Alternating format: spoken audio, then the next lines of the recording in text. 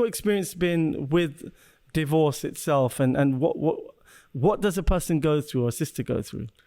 I think especially coming from the community that I do, which is the South Asian community, it's a really taboo subject to talk about, but also to go through. So my own experience was actually quite positive. And that's because I had a very supportive network around me. My family were okay. I did lose a few friends, and that's very normal for a lot of women going through divorce, losing family members, losing friends, and losing just connections within their community because of this ordeal that they've had to go through. Overall, I would say it's quite a sad time for women. It's traumatic and it's isolating. Right. What's isolating about it, and what kind of situations were there where people cut off, and what was the reasons for that? Mainly because of the cultural norms. Right. It has been expressed to us that women shouldn't be divorced. It is not allowed in Islam, and that she would have to do things on her own. And because of that, a lot of families actually break ties with one another because of the daughter, let's say, going through that divorce. They're told to not come back to the house, deal with it on their own, or if they do return to the house, they're very heavily regulated in terms of controlled in where they can and can't go, who they speak to, and then eventually who they marry, if they do marry at all again. It's quite it's a time where everybody seems to think there's something wrong with her, and so they don't speak to her. That's the isolating part about it. Right. Some sister mentioned to me once that being divorced is quite humiliating, the word she used for that. Can you relate to that? Is something? Yeah, I mean, personally, yes. And that's because a lot of women, and including myself, go through the ordeal of divorce and think that they were the problem only. Like they take 100% of the blame. And that they were the reason a marriage couldn't work out, and that they were the reason that a marriage should work out as well. And so they put a lot of pressure on themselves, a lot of blame on themselves as well. And I think that's why she may have said that that's humiliating, because she should have worked harder to create that bond. Did you have children involved in the divorce? Yeah, I have one daughter. One daughter, mashallah. One of the things in my work that I found is people are of extremes nowadays. So it's either, the slightest argument, the slightest issue, he spoke too loudly, walk out. And we used to live in a world back in the 70s and 80s and before that where you'd live in a marriage for the children. And now we've gone the other extreme where it's like, who cares about the children? Just get out if you want to get out. So we've gone from one extreme of like you'd live in misery for the children, which statistically it's proven that where families live together, children are stable in that they have better outcomes in life. But again, it's all about extremes. You've got one extreme where it's like, stay there no matter what, and then there's anything happens, just walk out. Who cares? Don't think about kids. Think about yourself, girl. You go. And it's like that kind of extreme where it's like. So, what are your thoughts on that? I mean, I agree to a degree, though. Yeah. I think what we're lacking in today's generation is conflict resolution. Right. Is being able to say, this is what's bothering me, instead of letting it fester and fester. And I also think, and I'm very controversial saying this, is the gender roles are being switched around so much, and nobody knows what they need to do in the relationship anymore. So open communication, is out the window. Right. Back to the point of what you said about staying for the sake of children. I think there are many studies talking about how two parents in a household will strengthen the relationship with the child and also strengthen their emotional being. But also we need to think about, there are more options for women to leave a marriage if they are in that struggle. But I think the rise of feminism also has contributed to the rise of divorce rates, because more and more women are being in the workforce now and having their own decisions, and more relationships don't have that sort of, what's the word I'm looking for? They don't have that clear understanding of what both need to bring to the relationship. Responsibilities. Yeah. I always say people now in today's world, everyone fights for their rights. They're like a social justice warrior for themselves. But you never hear people say about what they're meant to be doing themselves. everyone's like a victim, but people don't want to say, I should have done this in the marriage.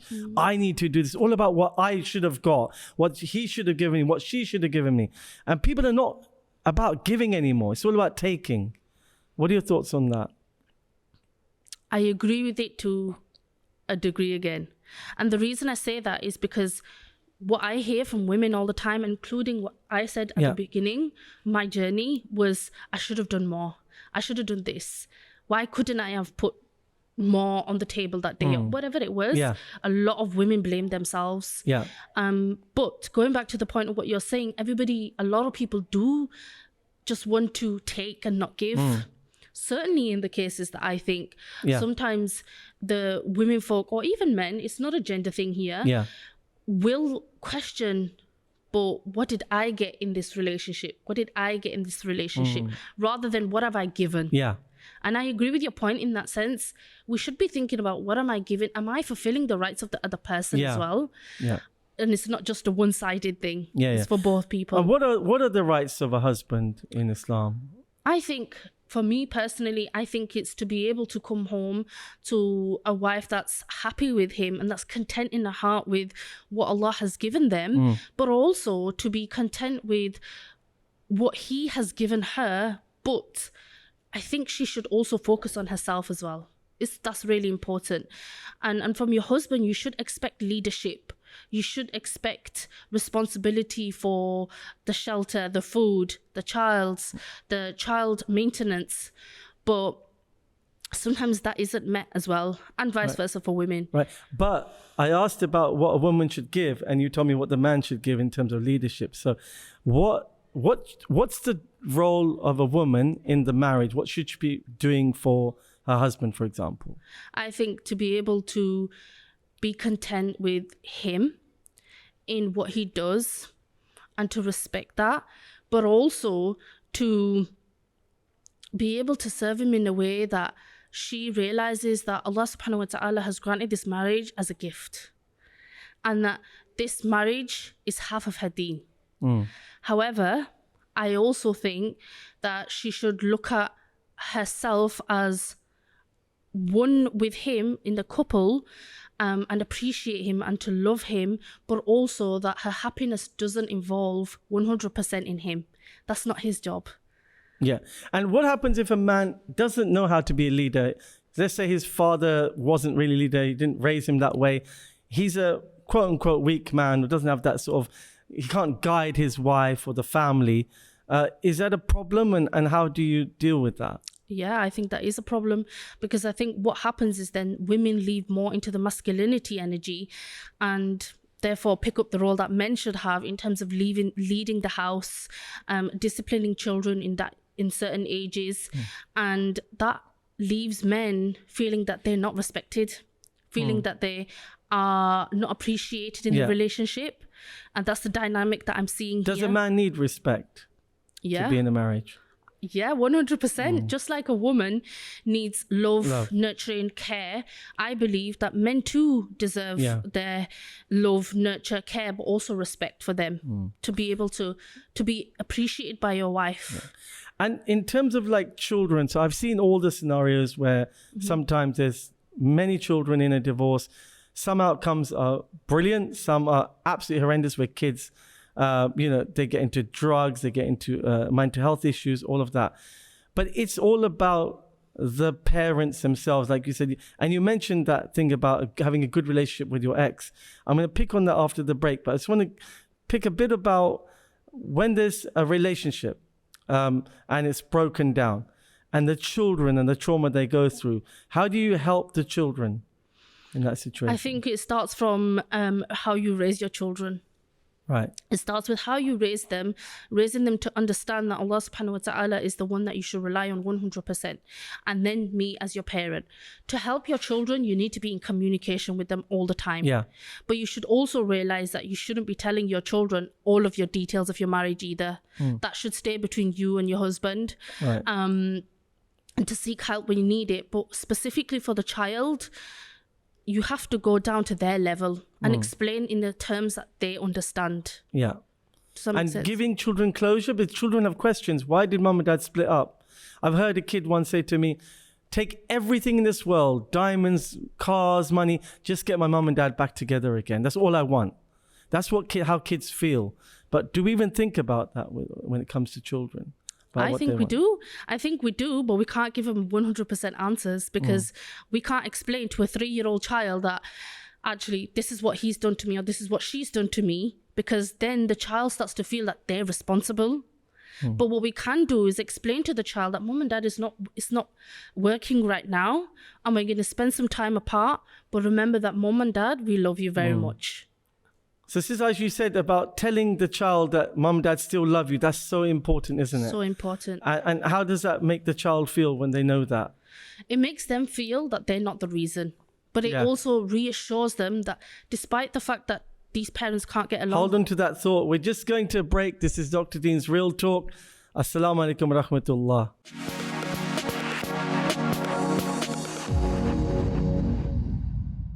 Welcome back to Real Talk with Dr. Deen. Sister Aishah, we're talking about when families break down, there's a divorce, children need to be communicated with. Yeah. A lot of times they don't get the closure. They don't get the why. Sometimes I've seen kids 10, 15, 20 years later say, why did you break up? No one told them. Yeah. And so at what stage should they be told about this, why it happened? I don't think they should be told. Right. Why not? The reason I say that, because sometimes if there's infidelity involved, if there's any type of fraud involved, I do not think that a child needs to know that. However, I do think that the child deserves an answer. Yeah. So for me personally, when I went through this on myself, my girl was 3 at the time when we moved out. One of the things I said to her was, mom and dad right now are not getting along. When you get a little bit older, I'll explain a little bit more. And it never came to that ordeal, actually, of her thinking about what happened because of the constant communication I gave, but also her father gave as well. So I don't think why is needed all the time, so long as both parties, i.e. the husband and wife, are ready to come together and really support the child in that process. You mentioned something really interesting here when it comes to the child having a relationship with the dad and the mum, and you've been so great to do that. I have so many cases where brothers say to me, my ex is stopping me seeing the children.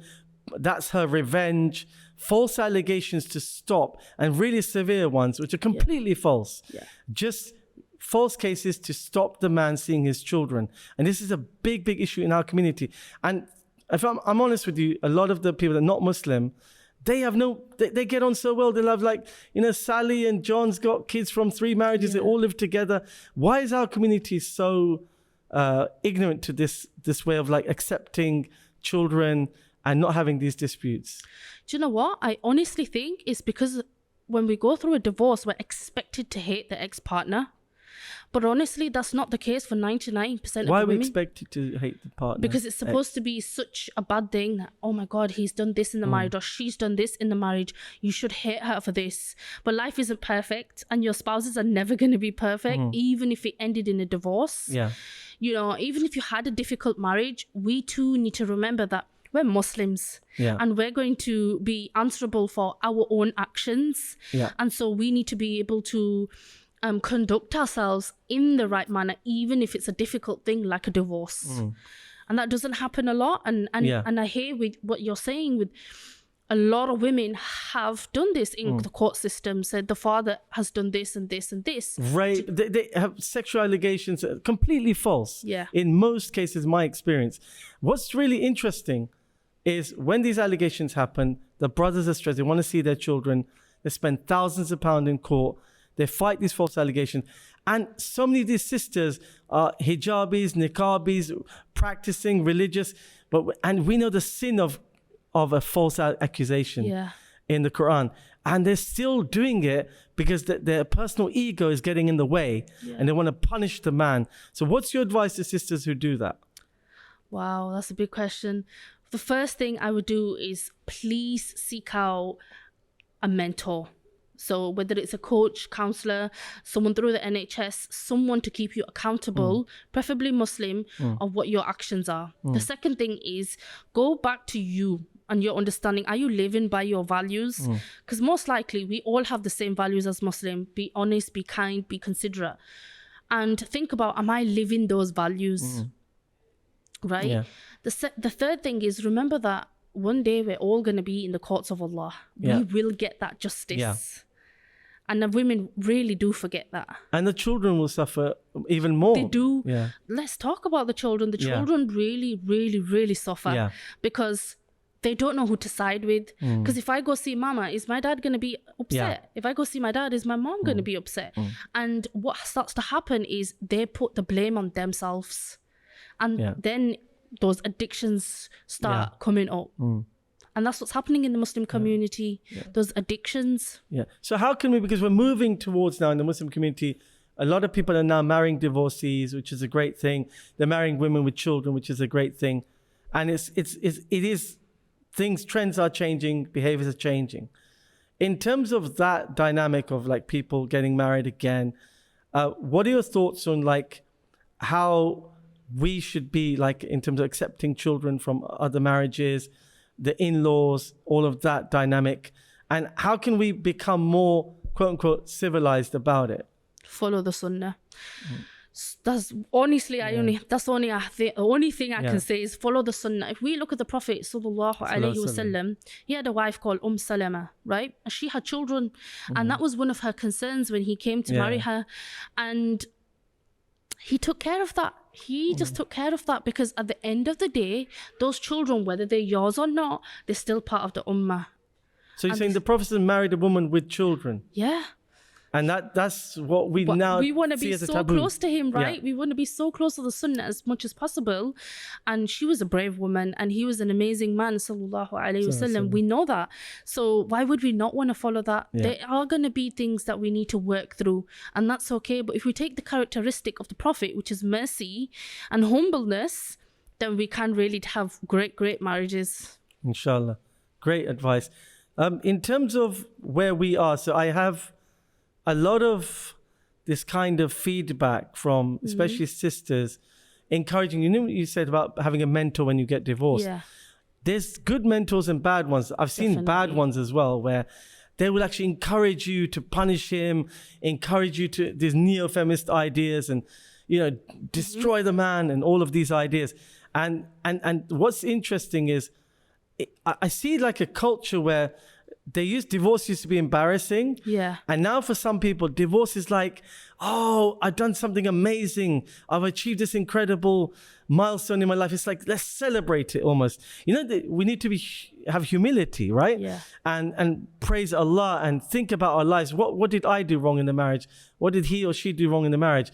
But it's like almost like this celebration of divorce. Yeah. What are your thoughts on that? I mean, I've definitely heard of divorce parties. Yeah. And I think the first time I saw that, I probably nearly choked on the water I was drinking because I didn't Divorce parties. Yeah, I can't understand the concept, I'm not going to lie. But then I can also understand how people would feel relieved post a divorce. However, I think it's a time of reflection as well, more so than anything else. Yeah. Like what happened in that marriage, and where can I step up into the woman or the man? Am I meeting those Islamic values? And what can I do? Should I want to get married again? What can I do to improve this? Yeah. And it's about learning. So there's people who learn from their mistakes in their previous marriage, they get better. Then there's those I've seen who make the same mistakes when they get married again, and sometimes again and again, and they repeat the same mistakes they made because they're either narcissists or they're egotistical and they can't see anything wrong with what they did. So divorce is really a time of reflection and say, what did I do wrong? What could I have done better? Because no matter how good or bad your spouse was, you still have done something wrong. It's never 100% the other person's fault. And that's what people need to think about. What are your thoughts on that? I definitely agree. Although people will probably be in the comment section now screaming at us. Yeah. I definitely agree. I think it takes two people to be in a marriage, and it also takes two people to separate from a marriage. And yet we fail to understand this. Yeah. Sometimes it could be that one spouse has done something more than the other. We're acknowledging that. But it takes two people in that marriage to make it fail. That's my opinion.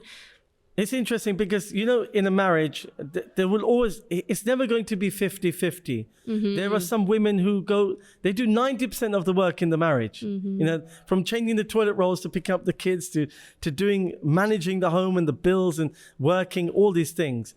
And there's others where men are coming home tired from work and doing everything at home as well. So, you know, it's never 50-50. And it's up to your own tolerance to say, I will live with this. I'm okay with this. Because when we're looking for perfection in this life, we're not going to get the Jannah husbands and wives, you know? Yeah. So what are your thoughts in this idea that everything needs to be, it's not, you know, perfect? It's not 50-50 and it's not perfect. Listen, I've been married and I got married very young, and I thought I was going to go, you know, running through the fields of roses as well. And I was very much influenced by Bollywood. That's another thing which is affecting the South Asian community. Yeah. And I was hit really hard when things were not working out perfectly. Yeah. But you know what? Life isn't perfect. And we need to understand that he's going to have flaws and you're going to have flaws and vice versa. And you need to understand and communicate that really early in the marriage.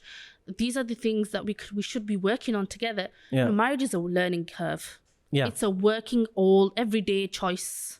It's not a once a week or a once a month thing. We're not going to get perfection. That's not for this dunya at all.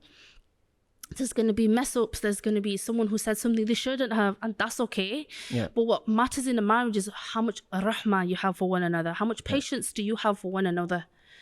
And again, it's not 50-50. It's 100% and 100%. Yeah. You're both coming together to be 100% people. Yeah. You know, marriage is half of your deen, but it's not half of your life. Yeah. It's not. And we need to understand that it's half of our deen, but we got to be 100% in that. Giving that commitment. Yeah. In terms of like people understanding that they need to give and their responsibilities, focus on that, and things will work. I always say, if you're nice to somebody that you don't like, they have no other option but to be nice back, or at least be grateful. And that's how to build those bonds again, isn't it? Making that effort. We're going to talk about co-parenting after the break. But this has been a really, really practical podcast. I'm really grateful for your experiences and insights, because so many people need this information. They don't know, they're lost. People don't know what to do next. They don't get the mentors, they don't get the advice that they need. And then they get the wrong advice, or they do get a good mentor. But in our community, as you said, there's a lack of that guidance. And would you agree with that? Yeah, I definitely agree. I think more and more people were going outside. We're going to speak about that after the break. We're just going to take a break. This is Real Talk with Dr. Deen. Assalamu alaikum wa rahmatullah.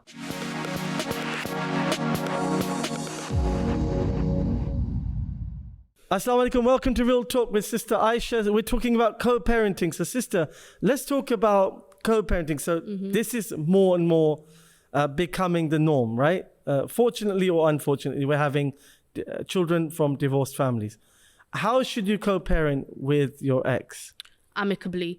The Quran himself has told us to leave your women, or to separate amicably, respectfully, dignifiedly. And we have to really understand that even if we don't appreciate the other person, we still have to respect the person, because that's the spouse, that's the parent of my child. Yeah. Right? There are times where you're going to get frustrated. You might not agree on something, and that's okay, because we're human. We're not looking for perfection. But we also have to understand that this is the parent of my child, and we're still teaching that child what a marriage should be and what Muslims should be. Yeah. And we forget that. Yeah. We forget that those little eyeballs are watching us. Yeah. And they're watching that's interesting. The Quran is saying about being amicable when you get divorced, not revengeful, which is the opposite. So we're going against the Quranic order when we divorce and become revengeful. And I think that's such a key point in terms of like how we see this whole dynamic. Now, when it comes to children and sharing that responsibility, a lot of men are busy working. They have sometimes they get remarried, and even men and women are different. And men tend to move on a lot quicker than women, I see. And that's just, women have a different way of seeing the world, different emotions, different way of navigating that divorce. You know, a man's like, I know there's been men who got divorced and an hour later they're on, some site looking for another wife, you know. Yeah. And sisters, sometimes it can take them years, you know, Yeah. to get through the trauma. And so it's different for men and women. What's your advice for sisters who do want to get married again? Like I've seen some profiles where it's like, I'm divorced, I've got kids, but I'm not desperate, in big capital letters. Like, what message are you giving the guy? The guy's not going to want to marry you if you say that. We're all desperate, you know. Yeah. You know what? We have a currency, right? So when a man gets divorced 2-3 times, his currency goes down. Same with a woman. You can't say I'm not desperate. I'm not saying in that term, but don't like value yourself according to your iman, not like what you think you are. Yeah. Because we're all nothing at the end of the day. So this whole idea of like, I'm single, I'm divorced, I've got 3 kids, but I'm not desperate. What are your thoughts on that? I think I think if you're writing that, you probably are, honestly, because what you're trying to do is we project things, right? So that individual or these people that do write that type of thing, you are repelling that perfect man for you or that good man for you, because he doesn't want you to hear that. Like, in my experience, I find that men really enjoy women that are confident in themselves and vice versa, right? So women enjoy that too. And for getting remarried, I think the first thing we need to do is we really need to work on ourselves. For women, it's going to take a little bit longer because we also have the iddah period. So we have to wait for 3 cycles. So naturally, that gives her time to figure out what it is she wants in life. But also, I think what women do is that it's the way they're raised. A lot of women are raised to only serve a husband and not to think about anything else. And I disagree with this parenting because I think raise them to be good wives, which is perfect, but also honor her. Because if she is only just thinking about her husband all the time, where is the time for her? And where ultimately is the time for Allah? And if we had our focus on Allah first and not your husband, it would be easier, because by pleasing Allah, you'll be pleasing your husband automatically. Does that make sense? Yeah. So I just want to pick up on the iddah thing, because there are women who do the iddah and there's others that don't. They say, oh, you know, I'm not going to, for whatever reason, and Allah knows best. But those that don't want to do it, or say, you know, what is the iddah period like? Because I'm not a woman, I don't know. And is it something where you get to reflect? Is it hard? What's it like? It's hard. I mean, when I personally went through it and not being able to travel around and do things as normal, it forced me into reflection. Right. So the iddah is 3 menstrual cycles. So it depends on your cycle, and you would need to get someone of knowledge to give you the fiqh rulings of that, right? Because it will differ to woman and what she can and can't do. But in that time, a lot of women really struggle with being secluded, so being in one place where she's waiting, that's what it's called, right? The waiting period. And have a lot of resentment that Allah subhanahu wa ta'ala has put that on them and not on men. But there's so many reasons for that. There's so many reasons for that. But it is definitely, it should be a time of reflection. Right. Definitely. Right. And that reflection can be a positive thing, right? Like, what can I do better? Get closer to Allah. Think about the children, if you have children. Think about what you want to do when you get out of the iddah period. Maybe it's a career change. Maybe it's health and exercise, or diet, or whatever it might be. So is that a way to see it, do you think? I definitely agree. I think it should be about looking forward and not backwards. Sure, right? great. As in looking backwards, as in, oh my God, woe is me. Being in that pity party is what I always tell women, please don't go there. Because you stay there and then your children see that too. The whole world knows that you're in that pity party. Now, what do you mean by that? What I mean by that is feeling sorry for yourself for an extended period of time. Yeah. So a pity party, like you feel sorry for yourself for a period of time. In terms of like the whole feminist movement, especially the modern feminist movement, I'm not talking about right to vote and things like that. I'm talking about like when women are now pushed to exactly be like a man, competing in exactly the same fields, same sphere of life, exactly in the same way, even though biologically we're different. What are your thoughts on what is feminism doing to our Muslim community and generally to women in itself? Wow. I think it's making us believe that we are equal to men. Right. And my opinion on this is that we are not. And not in terms of intellect and not in terms of deen, we are equal in that way. But in terms of responsibilities, my opinion is a woman cannot do what a man can, and a man cannot do what a woman can for a long time. Okay? Yeah. Maybe a day here and there we can do that. But for a long time, no, because we're just not, our fitra is not built like that. We're just not going to be able to do that and sustain it, which is why a lot of women, when they've gone through divorce, they'll utter things like, I don't need a man anyway, like, you know, girl boss and all of this rubbish. The reason I say it's rubbish is because we all need someone. Otherwise, why would Allah subhanahu wa ta'ala make us in pairs? Yeah. And also we think that we're the only one that can help us out the situation. And then we become self-reliant. And we can't become self-reliant because Allah is the one that we should rely on. So it's a real circle of what we're teaching our children, what we're teaching the youth today. And it's interesting that like the best case scenario, like I'm seeing, and a friend of mine told me the other day on his Zoom calls at work, he's seeing a lot of the women who missed the boat on marriage and children. They've got into the corporate sector, they've gone high up, and they're in these nice houses, but they're lonely. They've got no one around them. So even during COVID, these women are all on their own. They've got a house, they've got all the gadgets, they decorated it, they live on their own. Maybe they've got a cat or a dog and that's about it. But they missed the whole part of life, which is marriage and children and the beauty of all of that.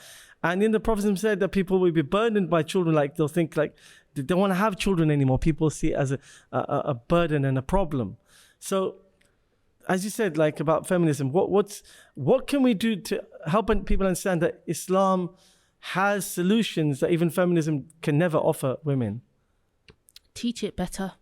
Teach it better. And the reason I say that, if we teach it from a place of love and not fear, it would enable our mothers to teach their children that, look, God loves you, Allah subhanahu wa ta'ala loves you, and that we're going to raise you into this beautiful woman so that you can be the best wife for someone or the best mother, so that she doesn't feel that I need to work extra hard to get that respect. Because very often when women are in that position, it's not only because of the position and the money and things like that, it's because they want the attention that they didn't get in their childhood. And we forget about things like that. So I think it's coming back to ourselves and how are we teaching our Islam to our youth. That's what I think about it. Yeah.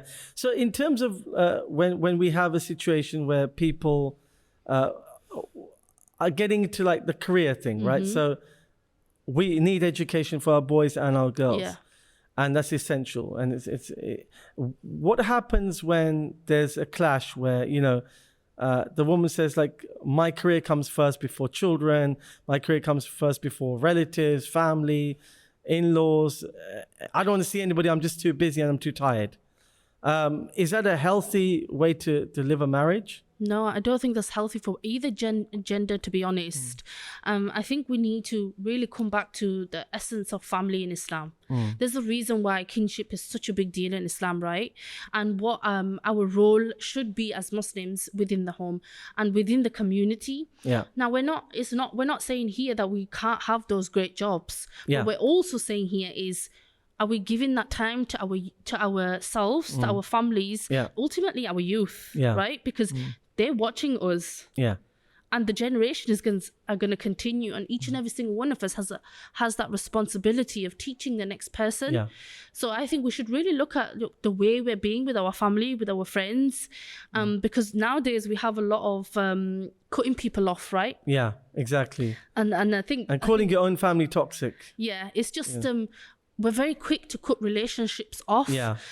And that's because we don't want to be uncomfortable for even a little bit. Even amongst religious folk, people, you know. The cancel culture is what I was looking for. Cancel culture, toxic. It's become so quick. You're very quick to cancel people off. But have we not thought about taking the good and leaving the evil? Yeah, exactly. You know, in every human, we stray between demonic and angelic at different times of our lives. And, we're going to pick up on that topic and I just want to really understand more about how we can solve the youth problem now, the youth crisis, the marriage crisis. We're going to take a break. This is Real Talk with Dr. Deen. This is a really exciting topic about divorce, marriage, moving on, and helping our young people get married. Assalamu alaikum wa rahmatullah. See you after the break.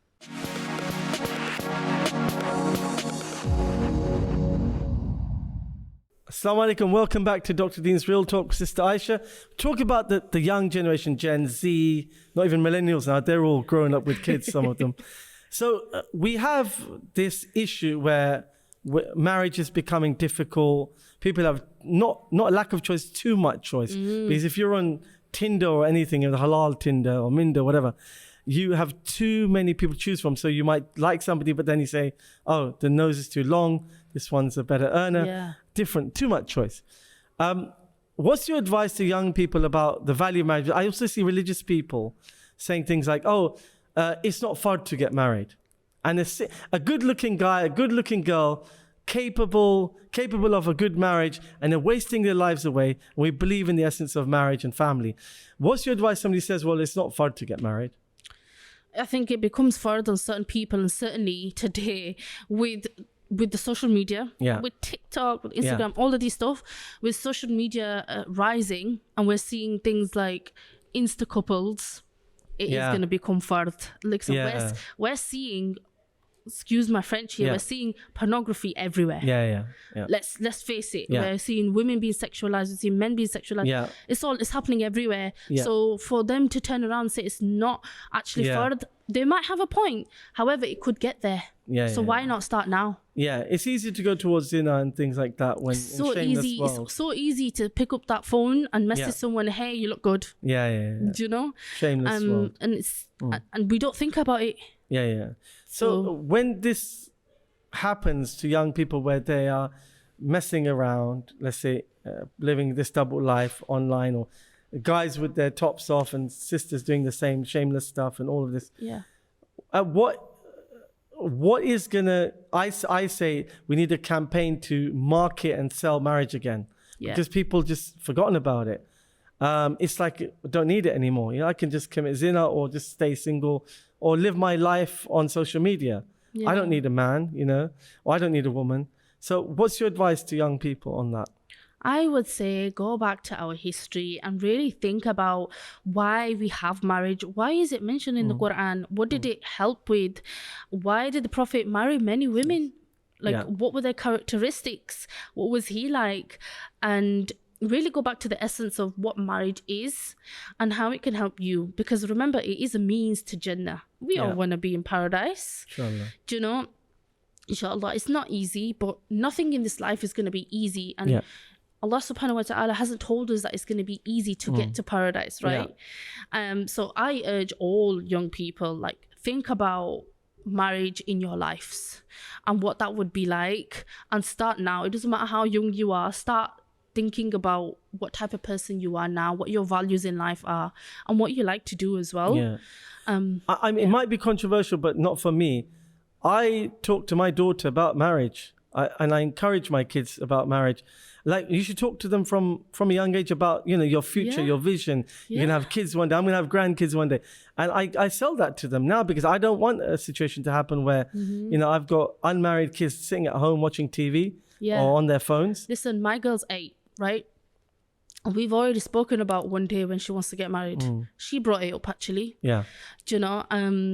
And we've already started developing that character for that time. Now, I also want her to be her own person, so that she's not relying 100% on that marriage. We're relying on Allah instead of the individual, right? And that this is for both men and women. So I think just encourage them, speak about it in the most positive way, but we too need to be a role model of that. Do you know, being amicable towards one another, keeping our differences away from the children rather than doing things in front of them, to show them that it's good, it's healthy, get married. Talking of those extremes in marriage, I had a friend years ago who went to Pakistan to get married. His mum chose a girl. He didn't even see the girl till the nikah time. He didn't even know what she looked like. Big, small, ugly, pretty. He didn't know anything about her. He literally married a girl without seeing her. That was one time, and that's obviously wrong. He needs to see who he's marrying and, give consent. And then the other extreme is where people are, literally, we live in a world where now it's gone from that, no choice, not knowing who you're marrying, to now people being so picky and fussy. And seeing everything. And seeing everything. So this is the world we're living in now, right? And how do we bring back the balance for people of haya and like, and you know, and thinking of like, this is somebody, you know, I'm going to, and the sisters don't understand. A lot of them that want to be on social media and post, you know, provocative pictures and images, they don't realize a man's not respecting you. He's actually just seeing you as a piece of meat. Yeah. He's not thinking that's my lovely, honorable wife who's showing off her whole body to me. He's thinking that's just a piece of meat. Do you know what? Saying that though, one thing I have realized, and I'm sure you have too then, is in that situation, once you do get married, he's going to expect you to cover. Yeah. Because he's going to respect you as his wife, because he's going to know there's other men that used to do what I did, and it's the dynamic is going to shift. Whereas if we're looking and teaching our children about marriage quite young, we're going to know that actually working on our self-esteem matters. Yeah. Right? Because then we don't need to post these types of things on social media. We don't need that attention from other people or let everybody know that I'm in a happy marriage or a difficult marriage, etc. So we do really need to think about how are we raising our kids first. And if we are in that position of almost thinking about getting married, look at you first. Would you marry a person like you are now? How careful should we be when looking for a partner for marriage? So I had another friend, he went to propose for a girl and the potential father-in-law said bank statements, pay slips. He even hired a private investigator to see this potential son-in-law, what will he be like for my daughter, and you know, basic spying on him to make. And I said, why did you do that? He goes, I want to make sure he's the right guy for my daughter. So there's that extreme where you got someone who's never seen the woman he's marrying, whatever his parents said. The other extreme is like you go into every little bank statement. So where's the balance of finding a person and the right person, especially a man for your daughter? You know, even if we were in that position, you can't guarantee that they're not going to be unhappy in 5 years' time, because we don't know the future. Yeah. So we have to take it with a pinch of salt to a degree. Ask the right people around that person, whether that's family, friends, the corner shop person. Yeah. It doesn't matter. Engage with people that they know to get opinion of them. What do you think about him? Or what do you think about her? Is she great? What is she like? All of these things, and that's it, right? Yeah. Do it the way of the sunnah. That's exactly what they did. Ask people around them, what do you think of so-and-so? What do you think of so-and-so? And then pray about it. Yeah. But making sure first that you yourself are ready for it. And my question to people is, are you the person that you want to get married to? Like, if you think that, oh my God, I don't have this habit and I don't have this habit in place, work on that then. Yeah. Right? We used to get married, you know, with referrals and asking families, is this a good family? Oh, no, these guys, they're into dodgy stuff. These are very decent people. And now it's like no one cares what your background is. Let's just marry who we want to marry without any consideration to any background anymore. So again, it's like we've gone from one extreme to another. And what are your thoughts on that, sort of like the way it used to be, where you would say, you know what, these people are good people? I think there was a lot of trust in there used to be a lot more trust in parents, especially. Yeah. Like, so I would have had to ask my dad, you know me really well, go and find someone, But there's not a lot of family involvement anymore. And that's one thing I will stress a lot to people, men or women, doesn't matter. Please get your families involved. Because you're resisting the urge to ask what you shouldn't ask, to see what you shouldn't see, and do what you shouldn't be doing. You know, and it's as early as possible, get your families involved. But I don't agree with any online app, to be honest. I think that it's just a time waste, and it's a space where people are not really that serious. Yeah. Just to find people. And you're right, we've become too picky. We've become too picky because we have too many options on the internet now. Before, we had to really think about what is absolutely necessary in a marriage, and that's it. That's a good point. What are your top 3 tips from everything that you've learned and the work that you do? What's your advice to the listeners? Give us 3 things that you've learned that will help people. First thing is, please hire a professional, whether that's coach, counselor, mentor, someone that can keep you accountable for where you're at right now. Okay. Right? Both men and women, doesn't matter who you are. The second thing is, go back and look at who you want to be. Right? So we're looking towards the future now. We're not looking at the past. Who do you want to be? And writing in steps, how do I get there? Yeah. Making a full plan. Like I did this on my bedroom wall when I Yeah. first got divorced. And the last thing is come back to the sunnah. Like it really will help you in finding the right person if you wanted to get married. Yeah. But dealing amicably with people as well. Dealing in a really good way with people. And lastly, your parenting. If you have children involved, it really helps with your parenting as well. Amazing. And in terms of like the whole parenting with the ex-husband, and I really appreciate you being so open. What are the top tips for working together with your ex? You're smiling. I laugh about it because I still think he can be, we both probably can be really difficult with one another. Yeah. But we put it to the side a lot of times because we know there's this young child looking at us. The first thing I would say is only speak about children. Yeah. Only speak about children. You don't need to know how their day was. You don't need to know what their job is like. Nothing. None of Are that. you rinsing your ex-husband for money? No. Has he got any money to rinse? So many women do that as well. They're literally, it's fair to ask for the maintenance and that. Yeah. But when they like use the children as a tool to continue to ask for money, it really affects the children. It's not fair. It's not fair. And we've got to remember we're going to pay that price. And we forget about that real quick, don't we? We're going to pay that Thank you price. so much, Aishah. You've been absolutely amazing. Thank you. And where can we hear about you? Where can people find you? Oh, on social media. Yeah, So I'm on Instagram, on Facebook, TikTok. What's your name even. on there? So it's Aishah_Javed. Aishah_Javed. Follow her, get her advice. Thank you so much. This is Real Talk with Dr. Deen. See you on the next show. Assalamu alaikum wa rahmatullahi wa barakatuh.